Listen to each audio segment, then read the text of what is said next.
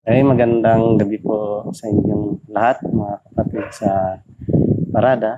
Ako po ay nagpupuri at nagpapasalamat sa Panginoon at muli po tayong nagkita sa pamamagitan po ng pagkakataong ito na ako po ay makapagsalita sa inyo pong prayer meeting. At nawa ang Panginoon ang siyang gumabay sa atin, magbigay po sa atin ng talino sa ating pong pag-aaral sa gabi pong ito.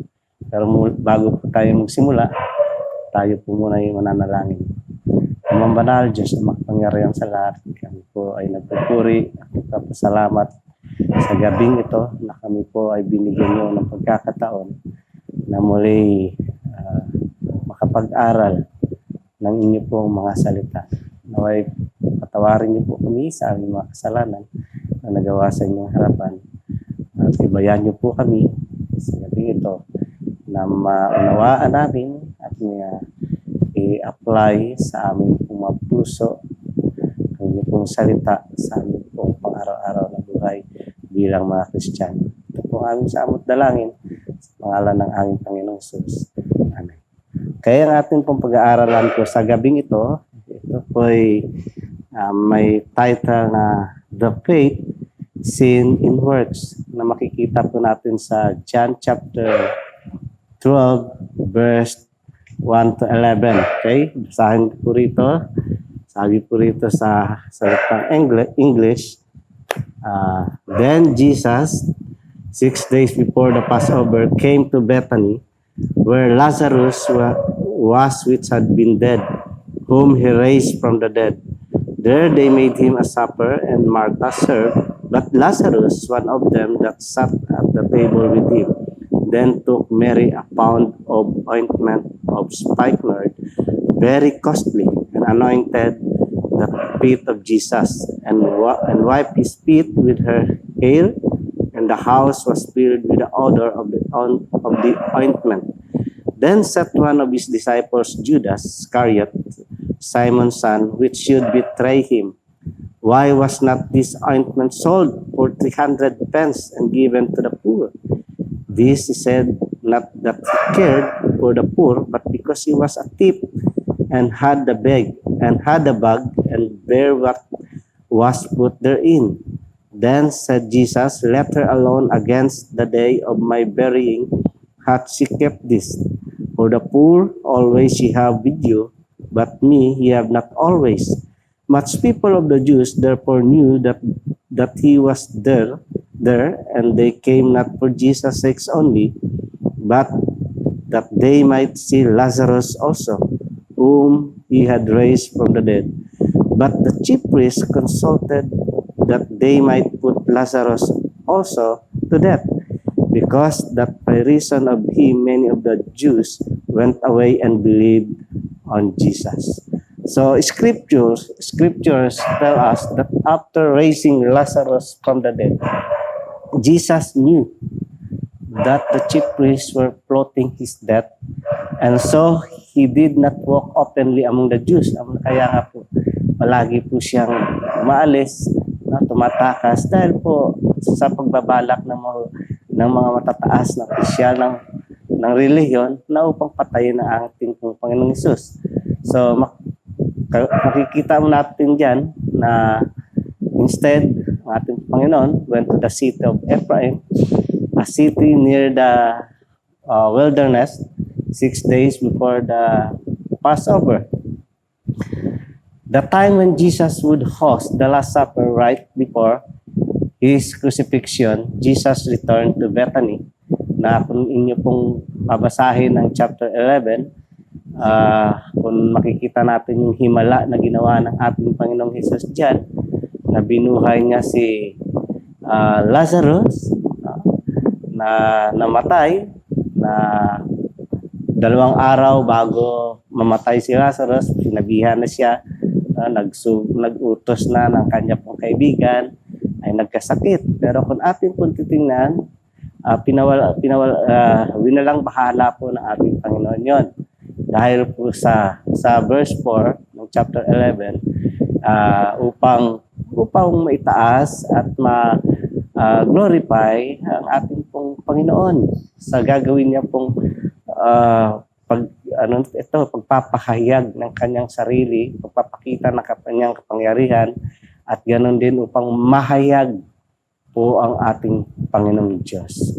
So, ang context po ng ating pag-aaralan patungkol po sa ginawa ni Maria, na kapatid po ni Lazarus. Kung atin pong pag-aaralan, may isa pong paghahanda o piging na ginawa para sa ating Panginoon bilang pagtanggap sa kanilang bisita. Na sa panahon ngayon, nandun sila sa pamamahay ni Simon, at dahil po sa pumunta ang ating Panginoong Sus, at pumunta din po doon si Maria, at naroon din po ang kanyang kapatid ni si Lazarus. So sa verse 6 po, kung sa ating pong pagbasa, then took Mary a pound of ointment of spikenard, very costly, and anointed the feet of Jesus, and wiped his feet with her hair, and the house was filled with the odor of the ointment. So sa ginawa po ni Maria, ang ating pong makikita dito, makikita sa kanya po na kanyang ginawa ay ang kanya pong kahangahangang puso, or her wonderful heart, na masasabi natin na pambihira na klase ng attitude ang kanyang pinamala sa ating Panginoong Hesus. So sa kanya pong ginawa na pagbuhos ng ointment na galing po sa puno ng spikenard or nardo, na masasabi natin masyado pong mahal ang ibinuhos niya. Sabi po ng verse na purong ointment ang kanya pong ibinuhos, kalahati ng litro. At hindi lang po yon, and wipe his feet with her hair, and the house was filled with the odor of the ointment. So ang makikita po natin dito, ang ginawa ni Maria is self-sacrifice. Kung titingnan po natin ang definition, is an act of offering to a deity something precious. Na kung nagbibigay ka sa isang minamahal o sa isang masasabi mong malapit sa iyong puso, dapat yung pinakamahal. Yung mga bagay na hindi kayang gawin ng iba, pero magagawa mo ng dahil po sa inyong pong pag-ibig. So si Maria po dito ay pinakita niya ang pinakamataas na value sa ating pong Panginoon. Na dahil po sa kanyang highly values, she gave her best to Jesus. Binigay niya ang pinaka-the best para po sa ating Panginoong Hesus. So the scripture says that ointment was very valuable. In fact, it was worth about what an average worker, kung kayo po ay may arawan, 500 ang inyo pong araw kung kayo nagtatrabaho sa isang pabrika. So 3,000 per week. So times mo po sa 1 month, no? Pagkatapos nyo i-times sa 1 month, i-times nyo pa rin sa 12 months. 1 year. No? 1 year na salary mo, ibibigay mo sa Panginoon. Ganun po si Maria. Nagbigay na masasabi natin pinakakayamanan na para sa kanya. Sapagkat po si Maria, minahal niya ng higit ang ating Panginoong Hesus. And she gave pure ointment, the best that she had. Ang sabi ko rito, the best, not the rest, not the leftovers. She gives all. And for Mary, the oil was her property, to do with as she wished. Hindi po para sa atin. Minsan, nag-aalanganin po tayo magbigay para sa Panginoon. Kung ano lang ang laman ng ating bulsa, kung ano lang ang natira sa atin, yun ay bibigay natin. Lalo na pag sa mga offering, halos ang makikita natin po na binibigay sa offering plate na makikita natin, puro mga barya. Pero si Maria, ibinigay na niya ang lahat ng kanyang kayamanan. So she committed no sin in her action. So she positively did a good thing, and her gifts was more than oil. It was admiration, love for her Lord. And pangalawa po, makikita natin dito, she was also willing to humble herself in order to honor Jesus. And sabi ko sa verse 3, and anointed the feet of Jesus and wiped his feet with her hair. So this simple act of proclaim the self-humiliation and adoration of the unbounded love. Makikita natin ng kanya pong pinunasan, no? Ng kanyang buhok ang ating Panginoong Jesus. Ito po ay nagpapakita o tanda ng kanya pong pagpapailalim o self-abandonment or servitude, no? Or sasabi nating servanthood, na dapat lang na ipailalim niya ang kanyang buhay dahil sa kanyang kinikilalang Panginoon. At makikita rin po natin dito, Mary worshiped despite of criticism. In verse 4, then said one of his disciples, Judas Iscariot, Simon's son, which should betray him. At sinasabi rin po ng kasulatan sa atin na si Judas Iscariote ay nag-akusa, accused Mary of wasting her precious ointment.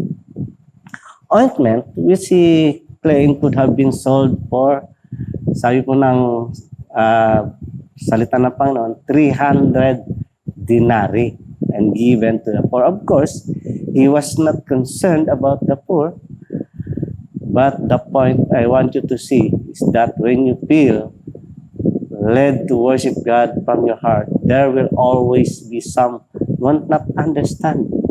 There will always be those around who will say you are wasting your time, wasting your life, wasting your money, wasting the best you have to give.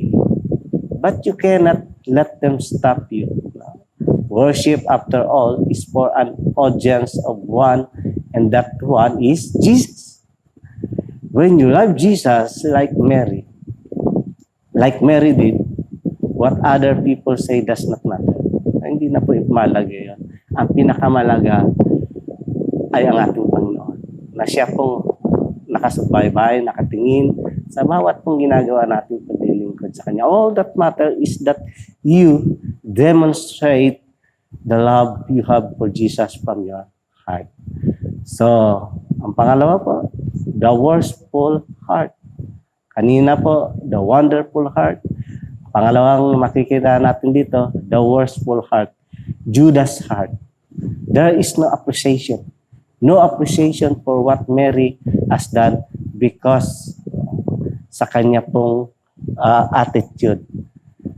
Masasabi natin worshipful heart because si Judas po, kilala niya ang ating Panginoon. Matagal niyang nakasama, 3 taon. Posible,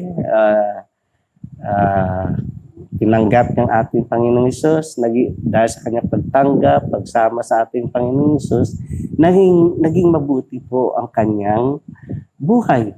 Pero, nang ang kanya pong puso ay tumingin sa mga bagay na naririto sa sanlibutan, sa mga material thing, doon po nagsimula na ang puso po ni Judas ay nanghagad ng makayamanan dito sa lupa. Kaya po, nang nagbigay si Mary, hindi niya matanggap, no? Hindi niya ma-appreciate ang ginawa ni Mary for what Mary has done because of his malice. Sabi po sa verse 4, sabi po, Then said one of his disciples, Judas Iscariot, Simon's son, which should betray him. So Judas decided to be with Jesus was not to be a disciples also, or disciples, but to steal. This he said not that he cared for the poor, but because he was a thief and had a bag and bear what was put therein. Pangalawa po, hindi lang because kanyang masamang hangarin, his malice, he was a hypocrite. Dahil po sa kanya pong pagmamahal sa pera. Money is a great evil that will draw us away from God. Kaya po pag minahal niyo po ang mga material things, pera, ang inyong pong sasakyan, ang inyong pong bahay, hindi niyo pong magagawang maglingkod sa Panginoon dahil takot po kayong mawala ito. Takot kayo na baka nakawin ito sa inyo. So anong gagawin nyo? Kaya ang iba po sa atin, hindi na-attend ng prayer meeting kasi walang bantay sa bahay. Hindi na-attend ang pagsamba dahil walang bantay sa bahay. So, we cannot serve two masters, God and money. So, let us put God in the first place sa ating buhay. And po, His life is a sobering example. Ang kabuhay po ni Judas dapat maging example sa ating lahat. It should drive us to examine ourselves whether we are really in the faith. Yet, it should not make us doubt the possibility to faithfully serve Jesus in our own lives. So, apat na mga bagay na makapagbibigay sa atin, o makapagtuturo sa atin mula kay Judas. Tandaan po natin, si Judas po, ang iyang commitment he made. Judas made a commitment to Jesus and there is no reason to think he was anything but sincere sa kanya pong pananampalataya. Like the rest of the disciples, he left everything to follow our Lord. Judas was actively involved in ministry and he was given remarkable spiritual gifts. Paro po na sinasabi ni Luke, tell us that Jesus called the 12 together, that included Judas, and gave them power and authority over all demons to cure disease, and he sent them out to proclaim the kingdom of God and to heal. Makikita po natin sa Luke chapter 9, verse 1 and 2. Judas Iscariot was a gospel preacher also. He was given the gift of healing and he exercised authority over demons. And active involvement in ministry is a good and wonderful thing, but it is not in itself a guarantee of spiritual life or health. The opportunity he was given. Jesus walked with Jesus for 3 years. He saw the greatest life ever lived up close and personal. He directly witnessed the miracle when Jesus fed sa 5,000. Pinakain ng ating Panginoon itong 5,000. Si Judas po nandun. Nung pinakalma po ng ating Panginoon, ang bagyo, nandun din po si Judas. When Jesus raised Lazarus from the dead, nandun din po si Judas. You cannot have better evidence for faith than Judas had. Judas heard all the teaching of Jesus. He heard the Sermon on the Mount. So he knew there is a narrow road that leads to life and a broad road that leads to destruction. Para kay Judas, sa kanyang paningin, he saw the clearest evidence with his own ears, with his own feet. He followed the greatest example, and yet this man still betrayed Jesus. Ito, ang kanya pong choice na ginawa. The choice he made. Satan made a relentless assault on Judas' soul as he makes a relentless assault on everyone who choose to follow Christ. We read about Satan's attack on Judas. Then Satan entered Judas Iscariot in Luke chapter 22, verse 3 to 4. The devil had already put it into the heart of Judas Iscariot, Simon's son, to betray him in John chapter 13, verse 2. And sabi ko sa John chapter 13, verse 27, Satan entered him. Pangatlo po, the outcome he embraced. Makikita natin dito ang mga resulta ng kanya pong ginawa. Dahil po sa kanyang pinili, ang outcome, Judas went into the darkness na kanya pong pinili. When you get close to Jesus, one of two things will happen. Either you will become holy or you will end up alienated from Him. Mapapalayo ka, mawawala ka sa Panginoon hanggang tuluyan ka ng maging masama, maging worse ang inyong buhay kung wala na po kayong ugnayan po sa atin pong Panginoon. Ang pangatlo po dito, the wicked heart. Alam po natin itong mula pa sa pool, nang nagpasimula po ang ating Panginoon, ng kanya pong gawain, ng kanya ministry dito po sa lupa. At hanggang sa nagpahayag siya, pinahayag niya ang kanyang sarili bilang anak ng Diyos, pinahayag niya ang kanyang sarili sa pamamagitan ng mga himala at pagpapagaling. Pero ito pong mga priests and Pharisees, and verse 10, sabi po dito, but the chief priests consulted that they might put Lazarus also to death. So ito pong mga Pharisees, these people identified as servants of God in the Old Testament, but their hearts were full of wickedness.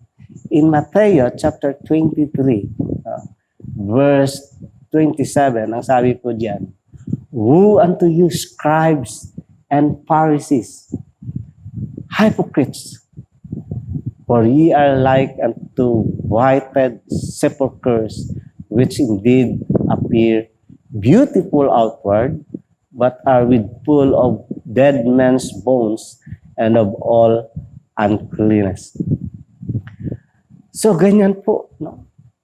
Kasama, masyadong marumi, mabaho, kasuklam-suklam na puso ang makikita natin sa pagkatao ng mga Pharisee, Pariseo and priest, na ang binabantayan lang po ay ang masasama. Kahit na maganda na, mabuti ang ginagawa mo, ay masama pa rin sa kanila. Ayaw tumanggap ng mabubuti na kahit na yung masasabi natin galing na sa Diyos, ayaw pa rin tanggapin. Mga katotohanan na mula sa salita ng Diyos, ayaw pa rin tanggapin. Ito po sila, mga hypocrites, sabi po ng salita ng Panginoon. At kung ating pong titingnan, dahil po sa kasamaan ng kanilang puso, ito mga Pharisee and priests, nagplano po sila. Their plan, since the Lord began His work and performing miracles and healing among the people, and many believed He was planned to be killed by the priests and Pharisees. So, bakit po nila pinlano napatayin ang ating Panginoong Hesus? And verse 12 ng Matthew chapter 12, verse 14, then the Pharisees went out and held a council against him, how they might destroy him. So, pinlano nila na patayin. Ano po ang purpose? What were their purpose to kill Jesus? So much people, in verse 9, sabi po rito, kaya po nila pinlano at hinangad, patayin siya. Sabi po sa verse 9, much people of the Jews therefore knew that he was there. And they came not for Jesus' sake only, but that they might see Lazarus also, and whom he had raised from the dead. And verse 10 po sabi diyan, but the chief priests consulted that they might put Lazarus also to death, because that by reason of him, many of the Jews went away and believed on Jesus. So the purpose of killing Jesus was to stop the increase of those who believed and followed him. Dahil natatakot po sila na baka wala nang matira o wala nang sumunod sa kanila po. Dahil sa parami at lumalaki ang patuloy na nananampalataya at sumusunod sa ating Panginoon Jesus. So the purpose of the plot to kill Lazarus was to prevent his testimony of the resurrection in Christ. Dahil napakalaki po ng magagawa, no? Dahil sa nabalitaan at sa pamamalita ng mga nakakita, ng witness kung paanong binuhay ng ating Panginoon si Lazarus, ay kumalat ang balita at dumami ang gustong makita si Lazarus na binuhay ng ating Panginoon Jesus. So verse 10 to 11, makikita po natin dyan. Sabi po dito, muli basahin ko. 10 to 11. But the chief priests consulted that they might put Lazarus also to death, because that by reason of him, many of the Jews went away and believed on Jesus. So nang dahil po sa dumarami ang mananampalataya. So ano po ang significant nito sa atin? Ano po ang kagnayan nito sa atin? Alam niyo po, ng oras po na tayo tumanggap sa ating Panginoong Yesus, tayo po ay naging isang masasabi nating buhay na testigo para sa ating Panginoong Yesus. Nang dahil po sa kanyang pagbabago, ginawang pagbabago para sa atin. Binago niya po ang ating buhay na dati masama. Binago niya po ang ating paniniwala at ang ating pananampalataya at ang ating pananaw sa buhay. So dahil po sa mga ganung pangyayari, isa na pong napakalaking himala para sa atin yun. Na ayaw paniwalaan ng iba. Na ini-ignore po ang ginawa ng Panginoon sa atin. Ayaw nilang maniwala na tayo binago na ng ating Panginoong Jesus. At kahit po sa mga salita, gusto nila tayong patayin. Pinupulaan po tayo. Dahil po sa ginawa ng ating Panginoong Jesus.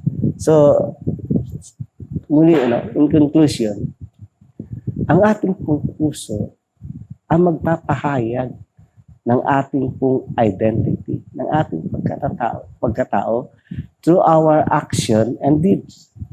Kaya po dapat, kung sinasabi po natin tayo po'y nananampalataya, kung sinasabi po natin tayo mga anak ng Diyos at tayo Kristiyano, dapat ipakita natin, hindi lang sa salita, kundi sa pamamagitan rin ng ating gawa.